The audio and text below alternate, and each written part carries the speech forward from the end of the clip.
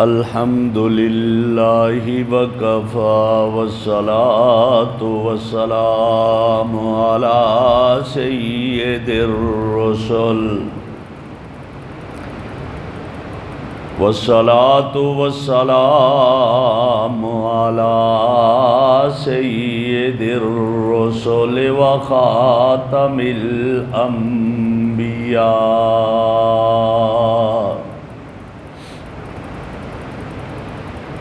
وعلى آلہ واصحابہ واہل بیتہ اجمعین۔ اما بعد فاعوذ باللہ من الشیطان الرجیم۔ بسم اللہ الرحمن الرحیم۔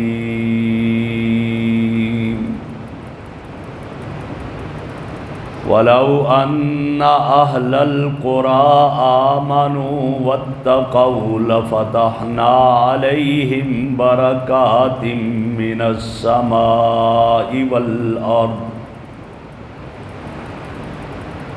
صدق اللہ مولانا العظیم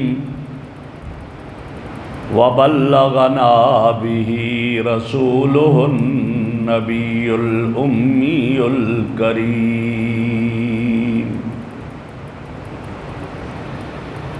اللہم صلی علی سیدنا و مولانا محمد وعلی آل سیدنا ومولانا محمد واصحاب سیدنا ومولانا محمد وبارک وسلم علیہ۔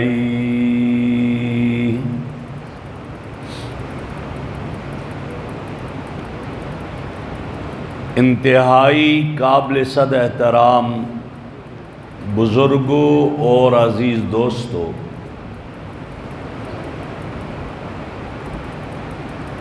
اللہ رب العزت نے ہر چیز کی فطرت میں آزادی رکھی ہے، اور ہر چیز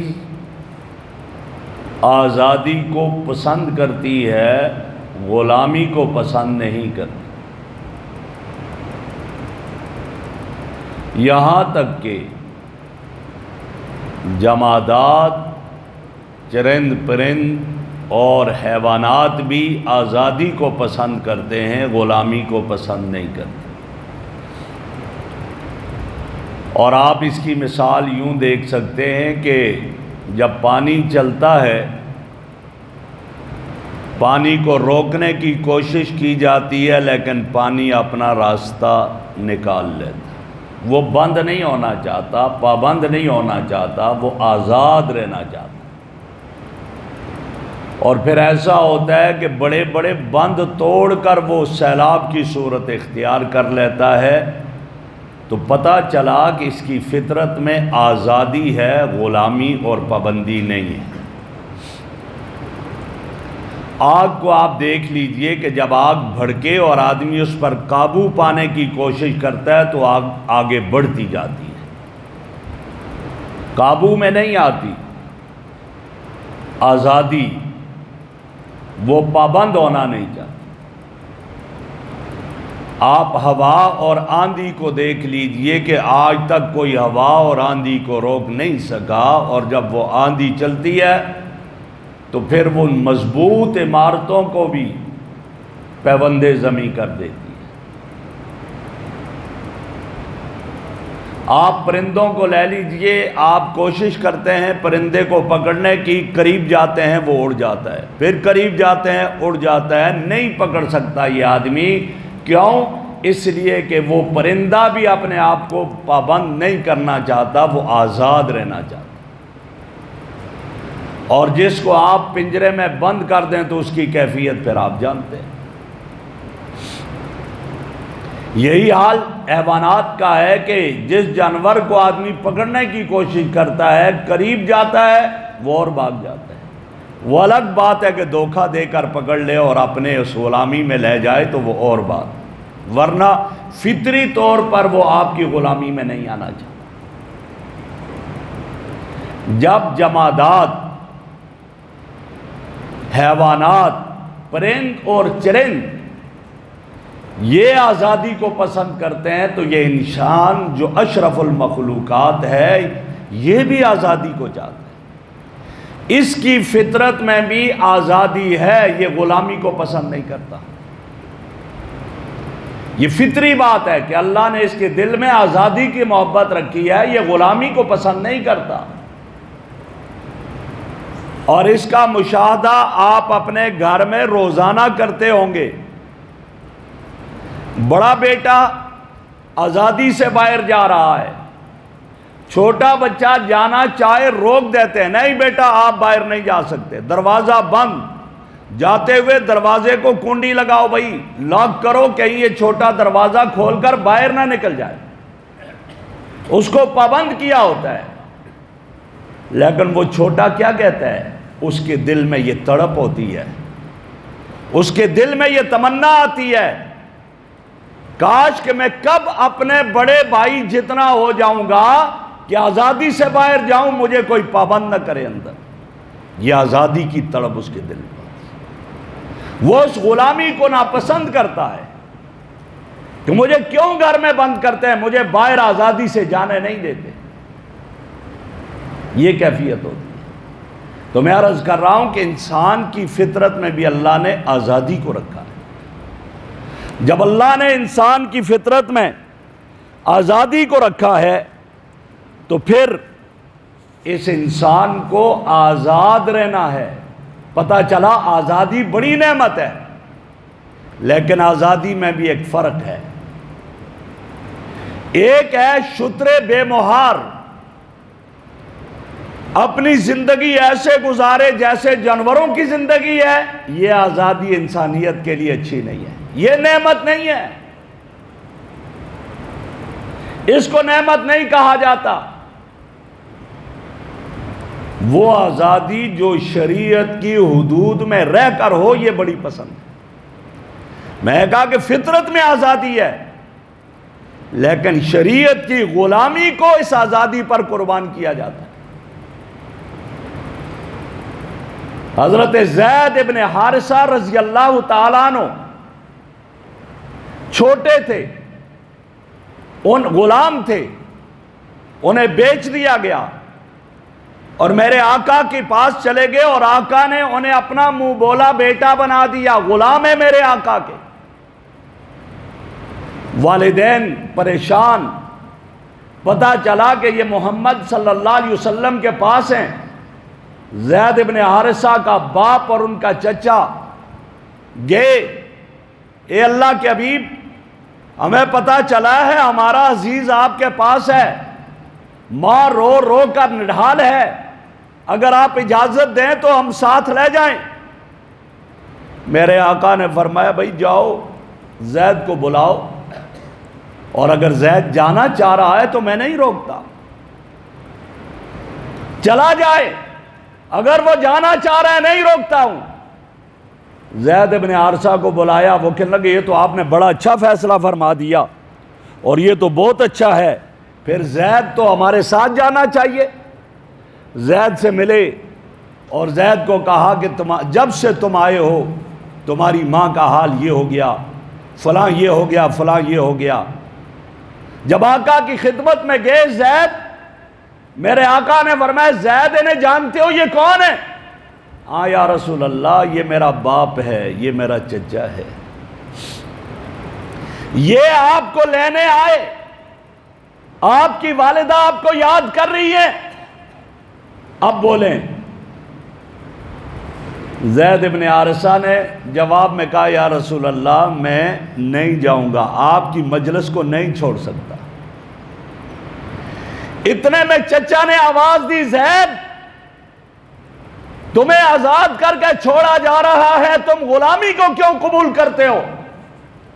تو حضرت زید ابن حارثہ کا جواب تھا، فرمایا دنیا کی آزادی محمد عربی کی غلامی پہ قربان کرتا ہوں۔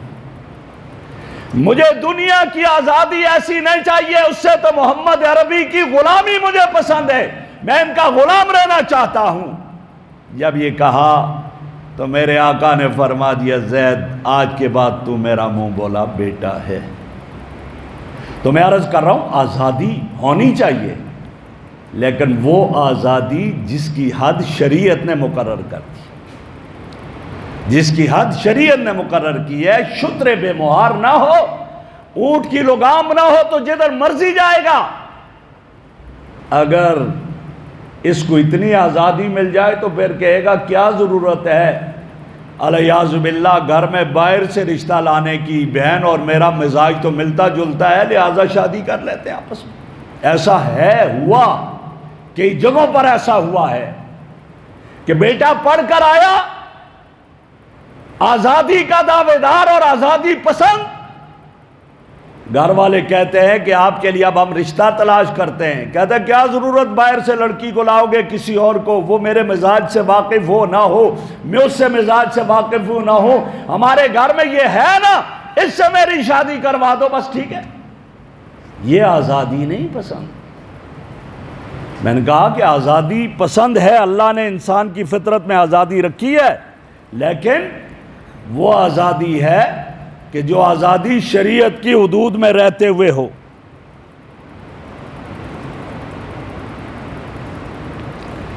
اور مجھے اور آپ کو اللہ کا شکر ادا کرنا چاہیے کہ اللہ نے مجھے اور آپ کو ایسے ملک میں رکھا اور ایسا ملک عطا کیا ہے کہ جہاں ہم آزادی سے رہ رہے ہیں، آزادی سے رہ رہے ہیں۔ وہ ملک بھی ہے جہاں غلامی کی زندگی بسر ہوتی ہے۔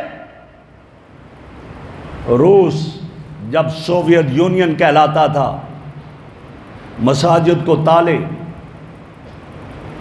کئی مسجدیں استبل خانوں میں بدل دی، گھروں میں قرآن مجید رکھنے کی اجازت نہیں تھی، جس کے پاس قرآن ہوگا جیل میں ڈالا جائے گا۔ کراچی اسٹیل مل کا ایک انجینئر اپنا واقعہ لکھتا ہے کہ میں جب روس میں گیا، میں سرکاری مہمان تھا، جمعے کا دن تھا، میں دیکھا کہیں بھی نہیں، جمعہ پڑھنے جانا تھا، ہوٹل والوں نے کہا یہیں پڑھو، میں نے کہا نہیں مسجد بتاؤ، کہا مسجد بند ہے، قریب میں ہے، بند ہے، تالا ہے۔ کہتا میں گیا، میں جب دیکھا تالا تھا، چابی لی، میں نے دروازہ کھولا، صاف کیا مسجد کو، صفائی کی، اذان دی، کوئی بھی نہیں آیا، نماز اکیلے نے پڑھی۔ باہر نکلا، کچھ بچے گیٹ پر کھڑے تھے، ان بچوں نے دیکھا انکل ہمارے گھر چلو، میں ان کے ساتھ ان کے گھر گیا، کھانا کھایا، کافی پی، مرد بیٹھے ہیں، عورتیں بھی ہیں، بچے بھی ہیں۔ ایک آدمی نے مجھے کہا اپنے بیٹے کے بارے میں کہ یہ میرا بچہ ہے۔ میں سوچنے لگا کہ دیکھوں ذرا یہ قرآن پڑھ سکتا ہے نہیں۔ میری جیب میں قرآن کریم کا ایک چھوٹا سا نسخہ تھا، وہ انجینئر صاحب لکھتے ہیں کہ میں وہ نسخہ نکالا، میں نے کھولا قرآن کو اور میں نے بچے کے سامنے رکھا، بیٹا پڑھو، لائن پر انگلی لگا کر۔ وہ کبھی مجھے دیکھتا ہے، کبھی قرآن کو دیکھتا ہے، کبھی اپنے باپ کو دیکھتا ہے۔ اس کے باپ نے کہا اس کو دیکھ کر نہیں پڑھنا آتا، لیکن یہ قرآن کا حافظ ہے، آپ زبانی آیت پڑھو یہ پڑھے گا۔ کہتے میں نے آیت پڑھی، جب میں نے آیت پڑھی یا ایھا الذین آمنوا قوا انفسکم واہلیکم نارا، جب آیت پڑھی، کہتے ہیں کہ بچے نے پڑھنا شروع کر دیا اور پڑھتے پڑھتے ایک پاؤ پڑھ لیا، نہ کوئی غلطی نہ اٹکن۔ میں حیران، دیکھ کر پڑھنا نہیں آتا، زبانی پڑھ رہا ہے۔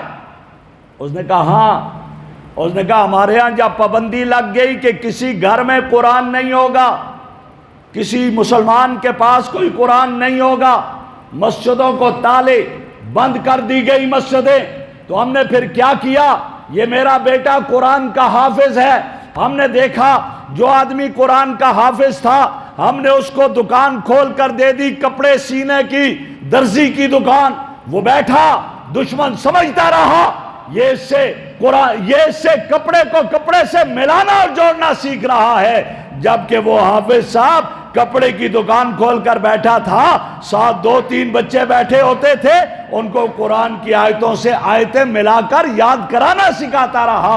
ان بچوں نے نابینا لوگوں کی طرح قرآن پڑھا، ان کے ہاتھوں میں قرآن نہیں تھا، ان کی نظریں قرآن کے الفاظ پہ نہیں پڑتی تھی، زبانی قرآن یاد کرتے رہے۔ یہ قرآن کے حافظ ہیں۔ کسی کو ہم نے ٹریکٹر لے کر دیا حافظ قرآن کو، ساتھ 2 بچے بیٹھا دیے، دشمن یہ سمجھا کہ ان کو ٹریکٹر چلانا سکھا رہے ہیں، جبکہ وہ ٹریکٹر چلانا نہیں سکھاتے تھے، وہ یہ وقت قرآن یاد کرانے پر لگاتے تھے۔ ان سے پوچھو کیا قدر ہے، اور میرے رب نے دکھا دیا پابندیوں کے باوجود بھی میں قرآن کریم کو اسی طرح زندہ رکھوں گا، اور سوویت یونین کے ٹکڑے ہوئے لیکن وہ قرآن اب بھی اسی طرح زندہ ہو جاوید ہے۔ جن ملکوں میں پابندیاں ہیں ان کو دیکھ کر اپنے ملک کی قدر کرو۔ میرے پیر و مرشد شیخ ذوالفقار نقشبندی نور اللہ مرقدہ، ان کی کتاب ہے سفرنامہ سمرقند و بخارا، اس میں وہ لکھتے ہیں میں جب آزاد ریاستیں ہو گئی گیا، میں جا رہا تھا، ایک خاتون آگے بڑھی، مجھ سے کہنے لگی آر یو مسلم، آپ مسلمان ہو؟ میں نے کہا یس آئی ایم، ہاں میں مسلمان ہوں۔ مجھ سے سوال کرتی ہے ڈو یو ہیو قرآن، آپ کے پاس قرآن ہے؟ میں نے کہا یس آئی ہیو، میرے پاس ہے۔ کہا کین آئی سی اٹ، دیکھ سکتی ہوں؟ میں نے کہا وائی ناٹ۔ میں نے دیا، اس نے قرآن مجید کو دیکھا، کبھی سینے سے لگاتی ہے، کبھی آنکھوں سے لگاتی ہے، کبھی بوسہ دیتی ہے، کبھی چومتی ہے۔ میں حیران، کیا ماجرا ہے؟ میں نے اس سے کہا واپس کرو۔ وہ کہنے لگی I am Muslim, I am 29 years old, میں مسلمان ہوں، 29 سال میری عمر ہو چکی ہے، اور آج پہلی مرتبہ میں قرآن دیکھ رہی ہوں۔ ان ملکوں سے پوچھو آزادی کتنی بڑی نعمت ہے، جہاں مسجد کے لیے نہیں جا سکتے۔ اب بھی ایسے ممالک ہیں جہاں زور اور عصر کی نماز آپ مسجد میں پڑھ سکتے ہو، فجر مغرب عشاء کی نماز نہیں پڑھ سکتے۔ کیوں؟ اندھیرے میں مسجد کھلی نہیں ہوگی، بند ہونی چاہیے، امام موجود، مؤذن موجود، لیکن مغرب کی نماز مسجد میں نہیں ہو سکے گی، عشاء کی اور فجر کی نہیں ہو سکی۔ کیوں؟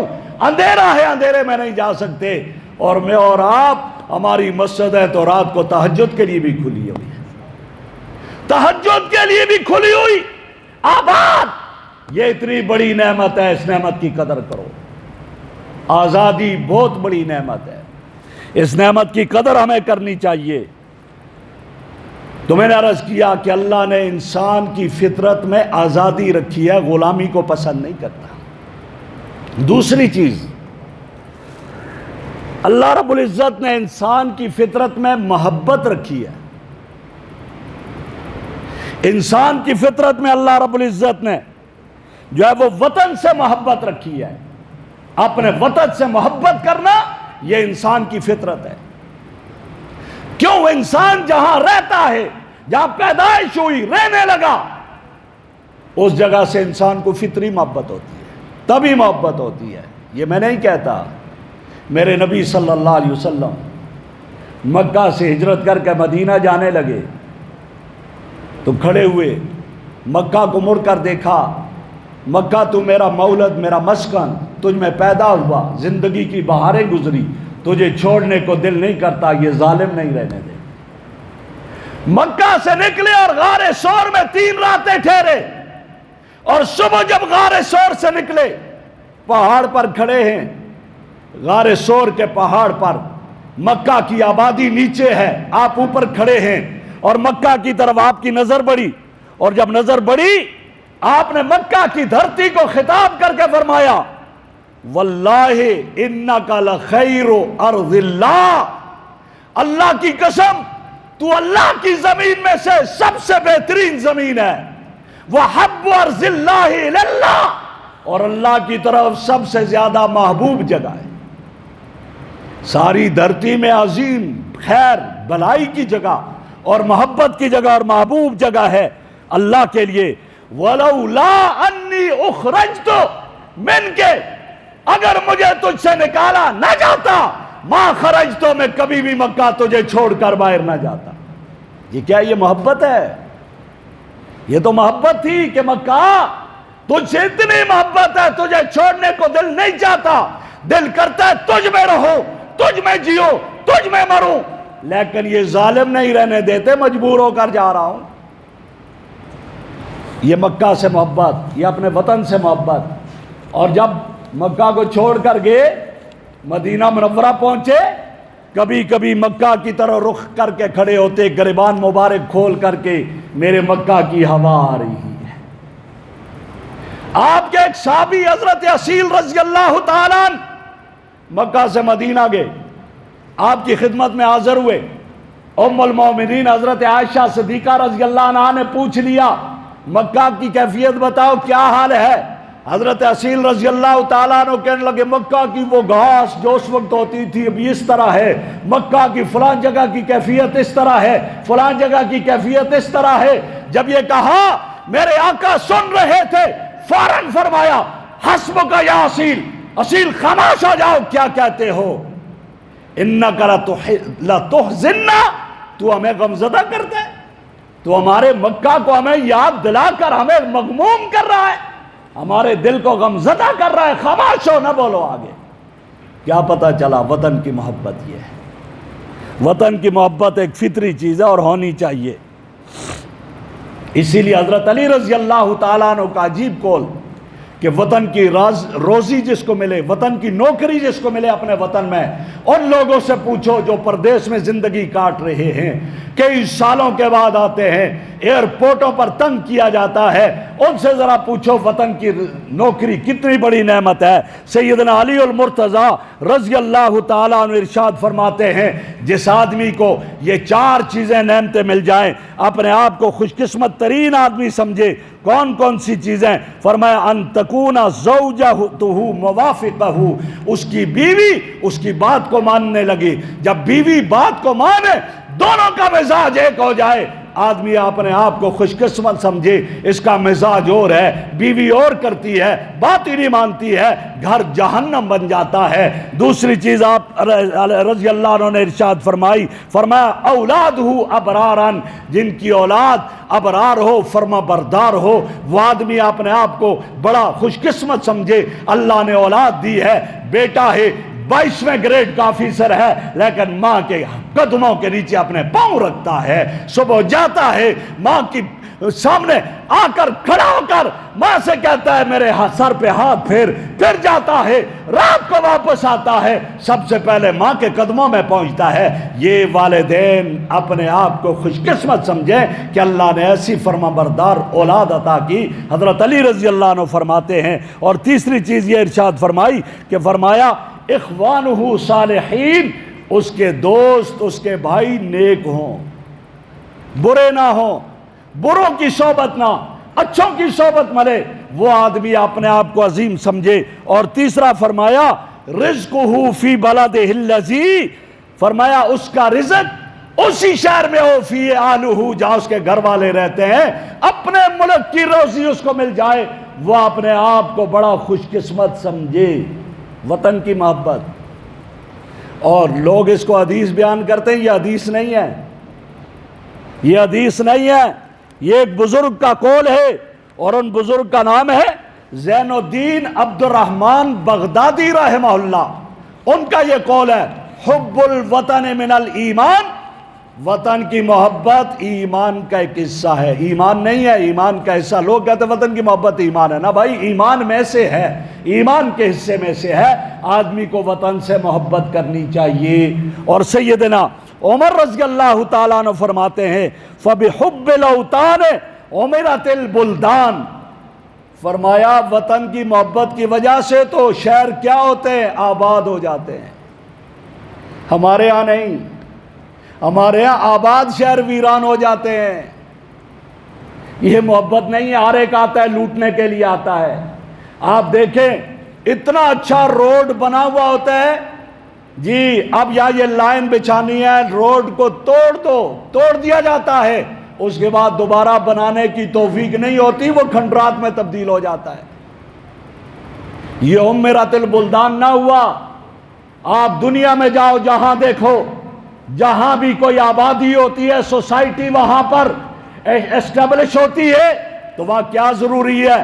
پہلے وہاں کی لائنیں بچھا دی جائیں، وہاں کا روڈ ٹھیک کر دیے جائیں، وہاں کی بجلی انڈر گراؤنڈ کر دی جائے، وہاں کے جو ہے وہ پارکنگ لاٹ الگ بنا دی جائے، اسی کے مطابق وہاں پر مارکیٹ ہوگی، وہاں آفس کے لیے جتنی پارکنگ لاٹ ہوگی اتنی اجازت ہوگی، اس سے زیادہ نہیں۔ اور ہمارے ہاں تو بنے ہوئے شہروں کو ویران کر دیا جاتا ہے۔ اور حضرت عمر رضی اللہ تعالیٰ عنہ فرماتے ہیں شہروں کا آباد کرنا یہ علامت ہے وطن سے محبت کی۔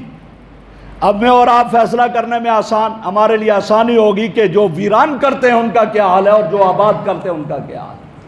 تو بہرحال میں عرض کر رہا تھا کہ وطن سے محبت ایک فطری چیز ہے، اللہ نے انسان کے فطرت میں ڈالی ہے۔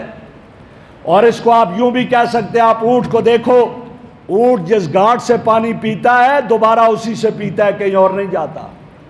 آپ پرندے کو دیکھو، پرندہ اپنے گھونسلے میں واپس جاتا ہے، کسی اور کے گھونسلے میں جانا پسند نہیں کرتا، اپنے گھونسلے میں جاتا ہے، اگرچہ اس شہر میں اس کا گھونسلہ وہاں قحط کیوں نہ پڑا ہوا ہو، خوراک نہ مل رہی ہو، پھر بھی دوسری جگہ سے خوراک اٹھا کر اپنے گھونسلے میں آ کر بیٹھتا ہے۔ یہ فطرت ہے پرندے کی، اور یہی آدمی کی فطرت ہے، جہاں رہا، جہاں پیدا ہوا، اس سے محبت۔ آپ میں سے جو کالج اور اسکول میں پڑھے ہوں گے، میں بھی کالج میں پڑھا، یونیورسٹی میں پڑھا، مدرسے میں پڑھا، جس مدرسے میں پڑھا میں اس کو اپنی مادر علمی سمجھتا ہوں۔ جب اس مدرسے میں جاتا ہوں میرا دل خوش ہو جاتا ہے۔ آپ بھی جب اپنے پرانے اسکول اور کالج میں جاتے ہوں گے وہ یادیں تازہ ہو جاتی ہوں گی، یہ میرا اسکول ہے، میرا ٹیچر مجھے یہاں پڑھاتا تھا، اگر کبھی ڈنڈا مارا ہوگا تو یہاں مجھے مارا ہوگا، وہ ساری باتیں سامنے آ جاتی ہے۔ اسی لیے اسکول، کالج اور مدرسے کو مادر علمی کہا جاتا ہے کہ یہ مادر علمی ہے۔ اور کسی نے لکھا، فرمایا وطن کے ساتھ محبت اس طرح ہو جیسے ماں سے محبت ہے، جیسے ماں سے محبت کرتا ہے ایسے وطن کے ساتھ محبت ہو۔ کیوں؟ وجہ کیا ہے؟ کہا اس لیے کہ یہ بچہ اپنی ماں کی چھاتیوں سے خوراک حاصل کرتا ہے، اور ماں وہ خوراک زمین سے حاصل کرتی ہے، ماں وہ خوراک زمین سے حاصل کرتی ہے۔ جب زمین سے حاصل کرتی ہے تو ہر ضرورت پانی زمین سے نکلتا ہے، اور اس کے علاوہ کھیتی باڑی ساری چیزیں زمین سے آتی ہیں، سب کچھ زمین سے آتا ہے۔ تو پھر جیسے ماں سے محبت کرتا ہے ایسے اپنے وطن کی زمین سے محبت کرے، ماں کی طرح ہے۔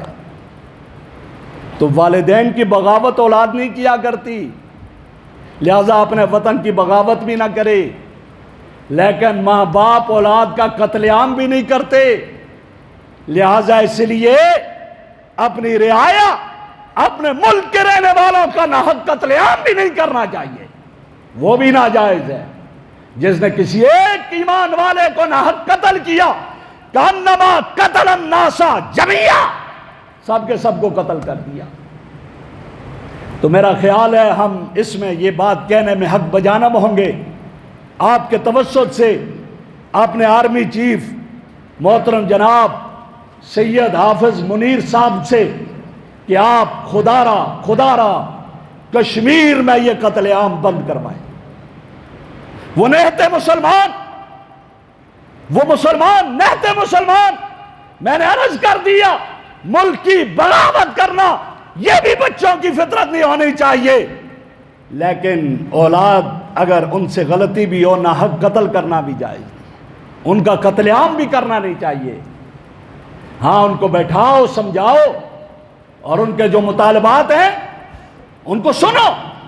کتنے لوگوں نے پیشکش کی لیکن آج تک ہمارے ارباب اقتدار اور ارباب اختیار کے کان پر جوں نہیں رنگی۔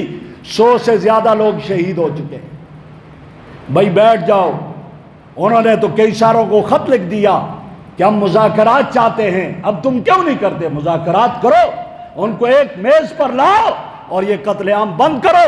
کیوں؟ ریاست ماں ہے، اور ماں کبھی اپنی اولاد کو قتل نہیں کرتی ہے، نافرمان بیٹا ہو پھر بھی ماں کہتی ہے۔ ٹائم نہیں ہے، میں بات ختم کر رہا ہوں۔ وہ یہ کہ ایک مرتبہ حضور اکرم صلی اللہ علیہ وسلم کے پاس گئے کہ ایک آدمی ہے روح قبض نہیں ہو رہی. میرے آقا نے فرمایا اچھا آپ کے دیکھا؟ فرمایا اس کے ماں باپ زندہ ہیں؟ کہا ماں زندہ ہے. کہا جاؤ ماں کو کہو آ جائے. جا کر کہا نہیں آتی تو میں آتا ہوں. جا کر کہا اس نے کہا میں نہیں جا سکتی ہوں معذور ہوں. کہا کہ حضور تشریف لا رہے ہیں. کہا نہیں پھر میں جاتی ہوں. آئی. فرمایا کیا بات ہے اس کی روح کیوں نہیں قبض ہو رہی؟ یا رسول اللہ اس نے میرا دل بڑا ستایا ہے, مجھے بڑا تنگ کیا ہے. اپنی بیوی کی بات مانتا تھا, میری بات کو نہیں مانتا تھا. بیوی کی ناحق بات مانتا تھا, میری حق بات کو نہیں مانتا. میری نافرمانی کرتا تھا, بڑا دل دکھایا. اماں معاف کر دے. آقا نہیں معاف کرتی, دل دکھایا ہے. فرمایا اچھا جاؤ بھائی لکڑیاں جمع کر لو. لکڑیاں کیا کرنا ہے؟ کہا اس کو آگ جلائیں گے, اس میں جلا دیں گے تاکہ اس کی روح نکلے, ایسے نہیں نکلتی. اچھا جلاؤ گے؟ اگر معاف کر دو؟ کہا اس کی روح جلدی نکل جائے گی اور تو دنیا میں جلانا اس کو پسند نہیں کرتی, یہ آخرت میں پھر جلے گا. یا رسول اللہ دل تو بڑا دکھایا, ماں تو ماں ہے, میں نے معاف کر دیا. ادھر ماں نے معاف کر دیا, بیٹے کی روح پرواز کر دی. ماں ایسی ہے, نافرمان بیٹے کو بھی معاف کر دیتی ہے. تو ہم ریاست سے درخواست کرتے ہیں کہ آپ ماں کا کردار ادا کرتے ہوئے ان لوگوں کے لیے سوچو کو اور ان کو اس کی طرف لے کر آؤ. اور تیسری جو چیز اللہ نے انسان کی فطرت میں رکھی ہے وہ امن ہے. ہر آدمی امن چاہتا ہے. امن ہوگا تو زندگی بسر ہوگی, امن نہیں ہوگا تو زندگی تباہ ہو جائے گی. امن ہے تو عبادت پڑے گا, مسجد آباد, عبادت گاہ آباد. امن نہیں تو عبادت گاہ بھی آباد نہیں. مسجدوں میں جانا بھی بڑا مشکل ہو جاتا ہے, ہر طرف خلفشار ہوتا ہے. جب ہی تو ابراہیم علیہ السلام نے جب بیت اللہ کی تعمیر کی تو پہلی دعا کیا تھی؟ رب اجعل ھذا البلد آمنا, اللہ شہر کو امن والا بنا دے. اور اللہ نے مکہ کے قریش پر احسان جتلاتے ہوئے فرمایا اطعمہم من جوع وآمنہم من خوف. اللہ نے ان کے اکانومی بھی بہترین کر دی اور اللہ نے ان کو امن عطا کیا, امن عطا کیا. اور مکہ کا تذکرہ کرتے ہوئے اللہ نے قسمیں کھا کر فرمایا والتین والزیتون وطور سینین وہذا البلد الامین, اس امن والے شہر کی قسم.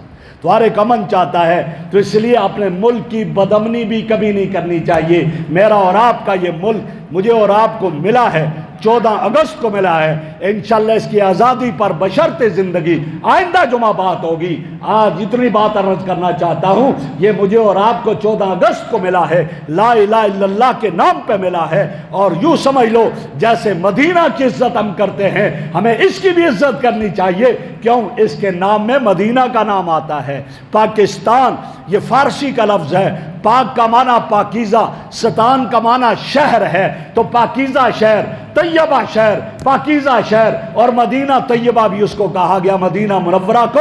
تو لہٰذا اپنے ملک کو اللہ کی طرف سے ایک نعمت سمجھتے ہوئے یا آزادی, اس کی قدر کیجئے گا, ملک سے محبت کیجئے گا, اس کے امن کے لیے دن رات دعائیں کرتے رہیے گا. 2 رکعت نماز روزانہ پڑھ کر دعا کیا کرو, اللہ میرے ملک کو امن عطا فرما دے تاکہ یہاں ہر طرف امن و سکون ہو.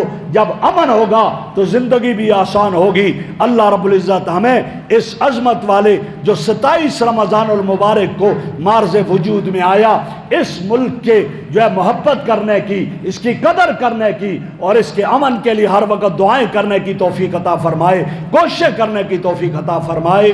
وآخر دعوانا ان الحمد للہ رب العالمین. سنت ادا کریں.